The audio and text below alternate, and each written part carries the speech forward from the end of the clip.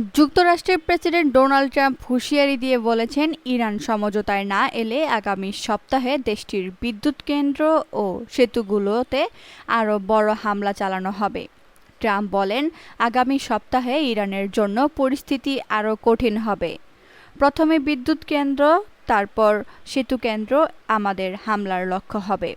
তিনি আরও বলেন, তারা আলোচনার টেবিলে না আসা পর্যন্ত আমরা তাদের বিদ্যুৎ কেন্দ্র ও সেতুগুলো ধ্বংস করতে থাকব। এদিকে টানা চতুর্থ দিনের মতো যুক্তরাষ্ট্র ইরানে হামলা চালিয়েছে।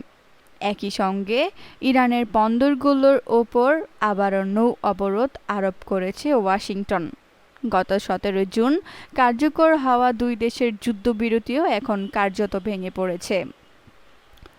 বর্তমানে হুরমুজ প্রণালীর নিয়ন্ত্রণ নিয়ে দুই পক্ষের মধ্যে উত্তেজনা আরও বেড়েছে। হামলা কতদিন চলবে এমন প্রশ্নের জবাবে ট্রাম্প বলেন, ইরান যতদিন পর্যন্ত এই পরিস্থিতির অবসান ঘটানোর সিদ্ধান্ত না নেবে ততদিন হামলা চলবে।